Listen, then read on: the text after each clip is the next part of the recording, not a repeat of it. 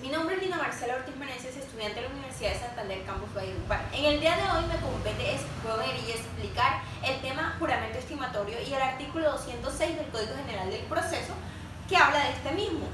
Pertenezco a la Facultad de Derecho y esto es para la materia procesal civil especial dictada por el catedrático y doctor Leider Alfonso Ochoa Suárez. Comenzaré diciendo entonces que el juramento estimatorio está directamente relacionado con el aspecto religioso, con nuestra condición religiosa, un tema bastante propicio para el sitio en el que nos encontramos. ¿Y consiste en qué? En que se hace una manifestación, no necesariamente ante la divinidad, no. Es más una manifestación de la verdad, de que se está diciendo la verdad, de que se está cumpliendo con la verdad, de que me comprometo a decir la verdad.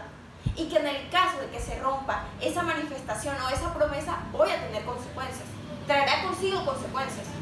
Esto hace referencia y está relacionado, vuelvo y digo, con el aspecto religioso, porque cuando se dice que cuando uno jura por Dios, se cree que se está diciendo la verdad. Pero romper esa promesa trae consigo unas consecuencias, en este caso religiosas. En el caso del juramento civil y el juramento estimatorio, se manifiesta de forma similar. Se está diciendo, yo manifiesto la verdad. Pero en este caso, las consecuencias a sabiendas de esa mentira, de esa falsedad, no son religiosas, son civiles, tales como lo son las sanciones. El juramento estimatorio se puede calificar como una declaración de parte y tiene 4 características. La primera de ellas, ¿cuál es? Evitar la temeridad, evitar el atrevimiento, evitar la imprudencia por parte del reclamante. Lo que busca el legislador con el juramento estimatorio es que no se hagan demandas temerarias, que no se cumplan reclamaciones imprudentes, no, que sean pretensiones o solicitudes basadas en la realidad, que se ajusten a la realidad, que sean aterrizadas, que sean simultáneamente veraces con el derecho que se está pidiendo, que entren en la veracidad de la dimensión del derecho que en ese momento se está solicitando. Como segundo requisito, ¿cuál tenemos? Hace parte de algunos requisitos de actos procesales, tales como lo son primero, es requisito de la demanda. Segundo, hace parte de los requisitos de la contestación de la demanda y en algunos casos en el llamamiento de garantía. Como tercero, es medio de prueba. Es medio de prueba. Si la ley le permite al demandante y al demandado que manifieste que está diciendo la verdad, eso es un medio de prueba personal y se cumple como medio de prueba personal. Es decir, es un acto de buena fe. Pero de incurrir en lo contrario, en decir, no cumplir con esa promesa de veracidad, se traen consigo consecuencias, ya las antes mencionadas, las sanciones. Seguidamente esto es parámetro de congruencia, es parámetro de la sentencia. Si se incumplen algunas o todas las condiciones del juramento estimatorio y no hay nada ni nadie que lo objete, el juez está obligado a brindar o a dar lo estimado, a brindar la estimación. Es decir, el juez no podrá conceder nada distinto ni tampoco nada superior a la estimación.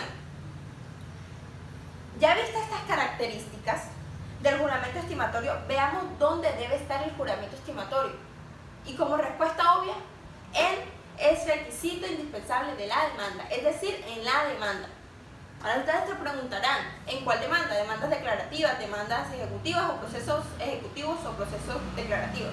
Comenzaremos analizando lo que es la demanda o en el proceso declarativo. Y para ello nos ubicaremos en el artículo 206, que apenas estamos hojeando. Y que dice que pretenda la reclamación de un derecho tal como lo es la indemnización, la compensación o el pago de frutas y mejores. Eso es lo que nos dice ese artículo. Pero sí hay excepciones. Sí existen excepciones. ¿Y cuáles son? Que cuando se trata de perjuicios inmateriales, tales como son el daño moral o el daño a la vida en relación, pues no es necesario el juramento estimatorio, no lo es. Pero dado el caso, sea el perjuicio o el pago de perjuicios materiales, como son el daño emergente, el lucro cesante o la pérdida de oportunidad, ahí sí se necesita el juramento estimatorio. Concluyendo esto, diremos, para los perjuicios inmateriales no necesita juramento estimatorio, pero para los perjuicios materiales sí se necesita juramento estimatorio. A quienes también se encuentran eximidos del juramento estimatorio son los niños, los impúberes y los incapaces, y aquellas personas que son judicialmente declaradas incapaces. Ahora, entrando ya en el proceso ejecutivo, ustedes se preguntarán, ¿es requisito? Depende, de verdad que depende. ¿Por qué?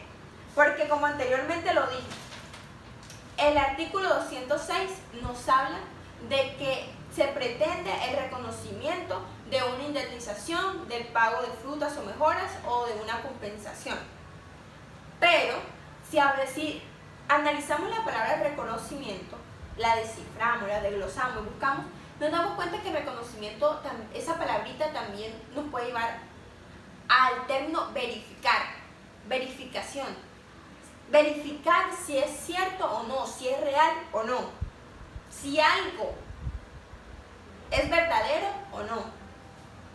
Entonces, ¿qué hace el juez en un proceso ejecutivo cuando observa el título ejecutivo? Verifica si es cierto o no que exista la obligación clara, expresa y exigible. Tres aspectos claros. Tiene que ser clara, expresa y exigible.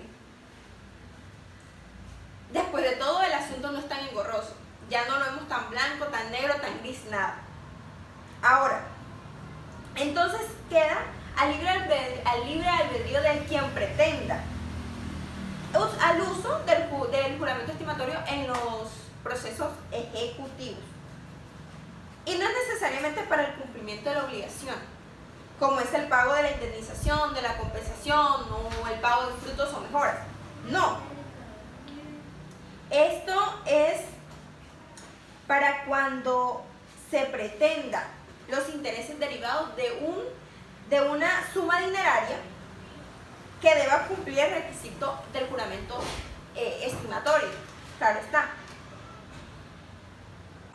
Luego de haber analizado todo lo anterior y de exponer y explicar todo lo anterior, ahora sí hablaremos del artículo 206 del Código General del Proceso. Y este que dice: quien pretende el reconocimiento de una indemnización, compensación o pago de frutos o mejoras deberá estimarlo razonadamente, bajo juramento en la demanda o petición correspondiente, discriminando cada uno de sus conceptos.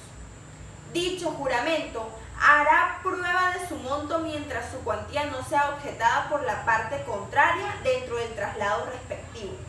Solo se considerará la objeción que especifique razonadamente la inexactitud que se le atribuye a la estimación. Formulada la objeción, el juez concederá el término de 5 días a la parte que hizo la estimación para que aporte o solicite las pruebas pertinentes. Aún cuando no se presenta objeción de parte, el juez advierte que la estimación sea notoriamente injusta, ilegal o sospeche de algún fraude, colusión o situación similar, deberá decretar de oficio las pruebas que considere necesarias para tasar el valor pretendido. Si la cantidad estimada excediere el 50% a la que resulte aprobada, se condenará a quien hizo el juramento estimatorio a pagar al Consejo Superior de la Judicatura, Dirección Ejecutiva de Administración Judicial o quien haga de sus veces una suma equivalente al 10% de la diferencia entre la cantidad estimada y la cantidad aprobada. El juez no podrá reconocer suma superior a la indicada en el juramento estimatorio, salvo los perjuicios que se causen con posterioridad a la presentación de la demanda o cuando la parte contraria lo objete. Serán ineficaces de pleno derecho todas las expresiones que pretendan desvirtuar o dejar sin efecto la condición de suma máxima pretendida en relación con la suma indicada en el juramento. El juramento estimatorio no aplicará a la cuantificación de los daños extrapatrimoniales. Tampoco procederá cuando quien reclame la indemnización, compensación o frutos o mejoras sea un incapaz. Aquí el artículo nos hace señalamiento a un parágrafo y el cual dice: también habrá lugar a la condena a la que se refiere este artículo a favor del Consejo Superior de la Judicatura, Dirección Ejecutiva de Administración Judicial o quien haga sus veces en los momentos que se nieguen las pretensiones por falta de demostración de los perjuicios. En este evento, la sanción equivaldrá al 5% del valor pretendido en las demandas cuyas pretensiones fueron desestimadas. La aplicación de la sanción prevista en el presente parágrafo solo procederá cuando la causa de la falta de demostración de los perjuicios sea imputable al actuar negligente o temerario de la parte. Luego de haber analizado el Código General del Proceso en su artículo 206, vamos a entender un poquito más lo que este nos quiso decir. Y debemos tener en cuenta, primero, requisito de admisión. En una demanda donde se pretenda el pago de indemnización, de compensación, de frutos o mejoras, teniendo en cuenta que hará prueba de su valor o de su monto, deberán de estimarse bajo la gravedad de juramento, pues de no hacerse en la demanda será inadmitida. Como segunda cosa que debemos tener en cuenta es que el juramento estimatorio requiere de las matemáticas, ya que se requieren para lograr una armonía entre el lucro cesante y el daño emergente, y así la unificación y materialización de un buen juramento estimatorio. Como tercero tenemos la objeción. Presentada la demanda de legal forma y una vez se dé el respectivo traslado, la parte contraria puede presentar objeción al juramento estimatorio, especificando racionalmente la inexactitud que se le atribuya a lo estimado. Como cuarto tenemos el sustento de prueba. El juez considera 5 días, el término de 5 días a la parte que realizó el juramento estimatorio para que aporte o solicite las pruebas que considere pertinentes para dicha solicitud, para lo estimado. En quinto lugar tenemos las pruebas de oficio. De no presentarse objeción de parte y el juez advierte que lo estimado es notoriamente injusto, ilegal, o que existe un fraude o colusión o alguna circunstancia similar, podrá declarar de oficio las pruebas que considere necesarias para tasar el valor pretendido. En sexto lugar tenemos la falta de prueba de los perjuicios. También habrá lugar a la condena que requiere o a la que se refiere el artículo 206 del Código General del Proceso, en la cual en estos eventos en que se niegan las pretensiones por falta de demostración de pruebas o de perjuicios. Ahora, en el siguiente evento o en este mismo evento, el valor de la sanción equilibra el 5% del valor de las pretensiones en la demanda, cuyas pretensiones fueron desestimadas. Como último recordatorio tenemos un ultra petita, y que dice: el juez no podrá reconocer suma superior a la indicada en el juramento estimatorio, salvo en los casos o en los juicios que se causen después, es decir, con posterioridad a las pretensiones de la demanda o cuando el demandado objete el juramento estimatorio.